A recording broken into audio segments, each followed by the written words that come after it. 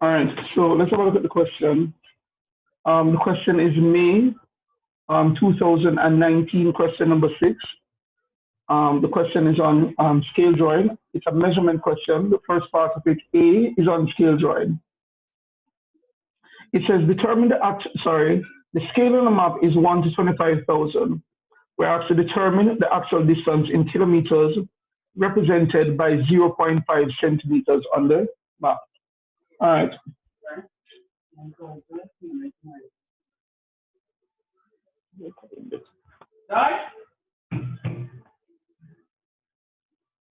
All right, so determine the actual distance in kilometers represented by 0.5 centimeters on the map. So this is how I would have approached the question. So my map scale, you have map to actual. All right, that's how map scale actually work. Now you have what? So this is 1 to 25,000. Now this is 0.5 centimeters. I don't know this, so I call it x. So I can cross multiply. 1 times x is x. X being the actual distance is equal to 0.5 times 25,000. So I'm guessing that this is 12,500 centimeters. Now, so here the answer is in what? Is in centimeters. But the examiner is asking for the answer in kilometers. What do I need to know? I would have to know that it is 100,000 centimeters that is equal to 1 kilometer. So therefore, my 12,500 centimeters would be equal to 12,500 divided by 100,000. Zeros cancel 0. Divide 125 by 1,000. The answer is 0.125 kilometers. So 0.5 centimeters on the map is actually representing 0.125 kilometers. I think 0.125 is 1/8. Let's go to the second part of the question. In the second part of the question, we're asked to calculate the actual area in kilometers square represented by 2.25 centimeters, 2.25 centimeters squared. All right, so this is how I normally approach these questions. Here, 1 centimeter on the map is actually representing 25,000 centimeters on the ground. So 1 centimeter is representing, divide this by 100,000, you're going to get 0.25 kilometers. So 1 centimeter on the map is representing 0.25 kilometers. If I'm going to, let's square both sides. So I'm going to square over here and square over here. So now I have 1 centimeter square, because 1 square is 1 multiplied by 1, is equal to 0.25 times 0.25. And so 1 centimeter square is equal to 0.0625 square kilometers. 1 centimeter square on the map is 0.0625 square kilometers. Now, therefore, 2.25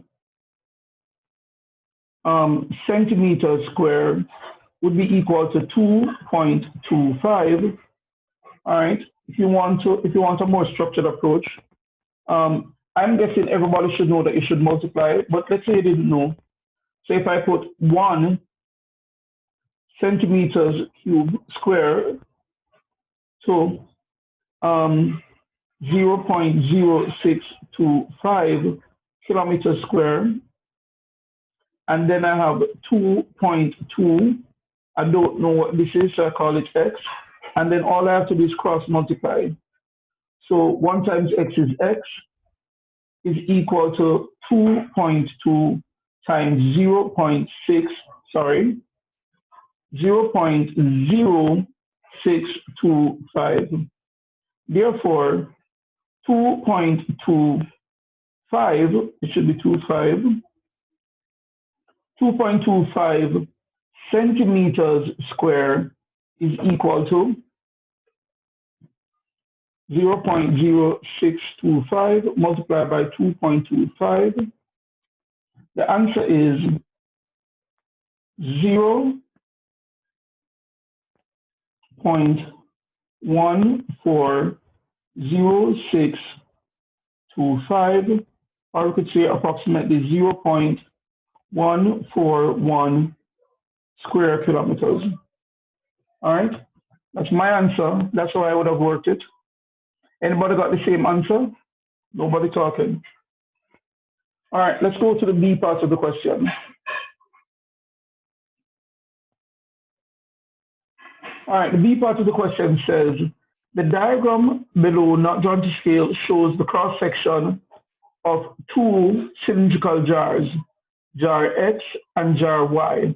The diameter of jar X and jar Y, the diameters of jar X and jar Y are 3D centimeters and D centimeters respectively. Initially, jar Y is empty and jar X contains water of a depth of 4 centimeters. We're asked to determine in terms of pi and d the volume of water in jar X. Well, that's not hard. Jar X is a cylinder, which is a solid shape with a uniform cross section. So the volume is equal to A times H, which is pi r square H. All right.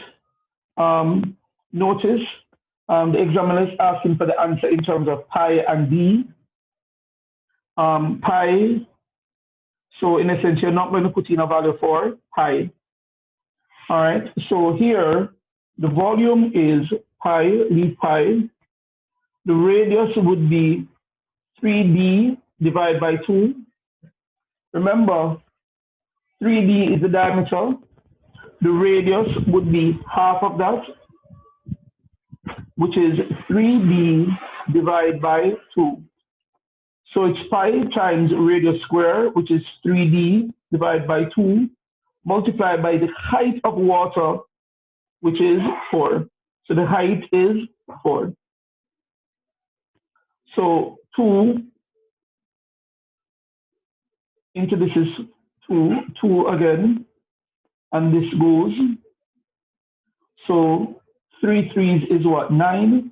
The volume is 9d square pi.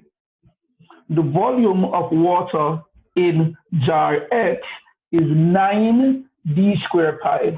Note, the examiner asks you to determine in terms of d and pi the volume of water in jar X. Jar X is a cylinder, which is a solid shape with a uniform cross section. So the volume is equal to A times H, where A is the area of uniform cross section and H is the height. The cylinder is a solid shape with a uniform circular cross section. So the area there is pi r squared. The diameter of jar X is 3 over d. Radius is diameter divided by 2, so it's 3d divided by 2. And so the volume is pi times 3d over 2 times 3D over 2 times the height of water in jar X, which is 4, and the volume of water in jar X came out to be 9d squared pi. Let's move on to the next part of the question. It says, if all the water from jar X is now poured into jar Y, we're asked to calculate the height it will reach. So remember, jar X was what? Was empty. All right, and now we just poured a volume of 9 d squared pi of water in it. All right, and we're asked now to determine the height of water. So this is what they want us to find out. What is the height of water when I now pour this new volume in what? In jar X. All right. So let's go back to now this part. Now, so here's what we know. Jar X is a cylinder. So the volume V is equal to what? AH, which is equal to pi r squared H, and that is equal to 9 d squared pi. All right, so let's go now to what we know about what jar X. Therefore, pi, leave pi. The radius is what? D over 2 times D over 2. What we don't know in this entire thing is the height of water in jar X. And this is equal to 9 d squared pi. All right, so let's multiply everything at the top. Pi times d squared times d times d times h is pi d squared h, and at the bottom 1 times 2 times 2 is 4, and this is equal to 9 d squared pi. Remember, what we don't know is h. If I have one fraction is equal to one fraction, what I should do is cross multiply.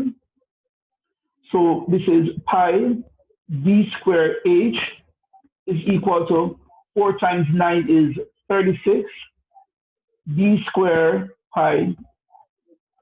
Now I'm going to divide both sides by pi d squared. Pi d squared. This cancels this, leave h. And over here, pi cancels pi. D squared cancels d squared. And so h is 36 centimeters. Now, if all the water that was in jar X is now poured into jar what? Y, the height of water that would be in jar Y would be 36 centimeters. Any questions?